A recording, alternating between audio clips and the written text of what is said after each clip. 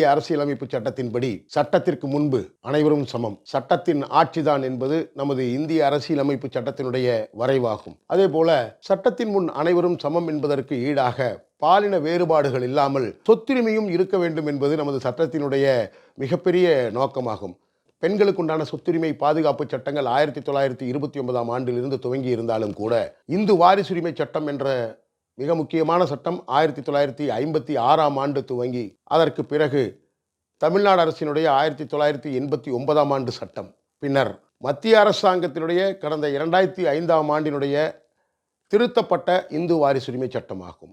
இதன்படி பெண்களுக்குண்டான சொத்துரிமை பாதுகாப்பு ஏற்பட்டது. பெண்களுக்குண்டான சொத்துரிமையை பொறுத்து, அதுவும் குறிப்பாக இந்து பெண்களுக்குண்டான சொத்துரிமையை குறித்து பிரிவு 15(1)(2) ஆகியவற்றில் தெளிவாக குறிப்பிடப்பட்டிருக்கிறது. பெண்களுக்குண்டான கிடைக்கக்கூடிய சொத்துக்கள் அனைத்தும் முழுமையான சொத்து, அதாவது அப்சல்யூட் ப்ராப்பர்ட்டி என்று சொல்லப்படும். அதை குறித்து இந்த பிரிவு 15 ஒரு மாறுபட்ட கருத்தோடு அதற்குண்டான வரைமுறைகளை மிக தெளிவாக பிரிவு 15(1) தெளிவாக சொல்லியிருக்கிறது.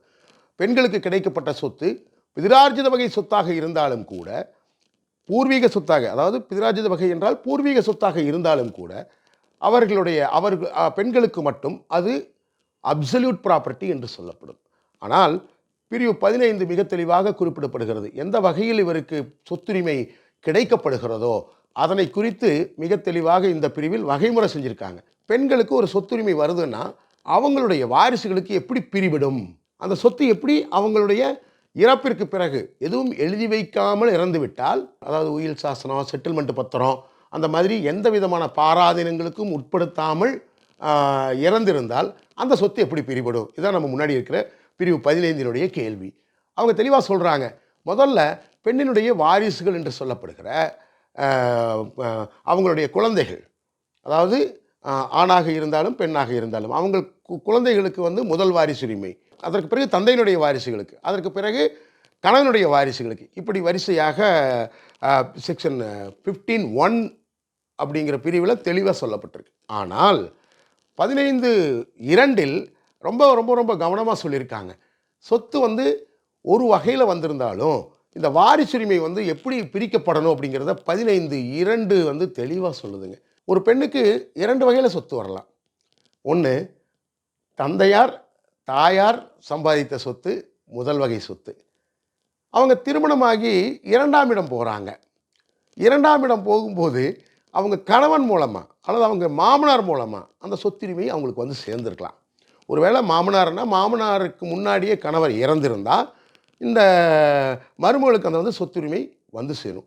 அப்போது பிரிவு ஏ 15(2)(a) என்ன தெளிவாக சொல்லுதுன்னு கேட்டிங்கன்னா, மிக குறிப்பாக சொத்துரிமை அவங்களுக்கு எப்படி கிடைச்சிது அப்படிங்கிறத பொறுத்து தான் பார்க்க சொல்லுது.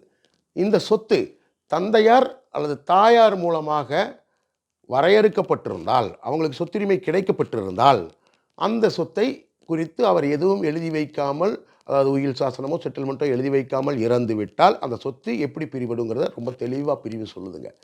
என்ன சொல்லுதுன்னு கேட்டால், அந்த பெண்ணுக்குண்டான, இந்து பெண்ணிற்குண்டான குழந்தைகள், அதாவது மகன் மகள், இந்த பிரிவில் ரொம்ப குறிப்பாக கவனிக்க வேண்டிய விஷயம் என்னென்னு கேட்டிங்கன்னா, மகனோ மகளோ இல்லாமல் போயிருந்தால் கணவருக்கு வாரிசுரிமை கிடையாது. ரொம்ப கவனமாக கவனிக்கணும். இந்த பிரிவினுடைய முக்கியத்துவம் அதுதான். அப்போது மகனோ யாரும் இல்லாமல் போயிருந்தால் இந்த இந்து பெண்ணின் தந்தையாரினுடைய வாரிசுகளுக்கு சொத்து போயிடும். இந்து பெண்ணின் கணவனினுடைய மகனோ இல்லாமல் போனால்தான், அதையும் ரொம்ப முக்கியமாக கவனிக்கணும்.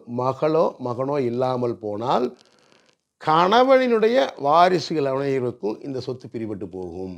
இந்த இடத்துல தந்தையாருக்கோ தாயாருக்கோ யாருக்கும் எந்த பாத்தியமும் வராது.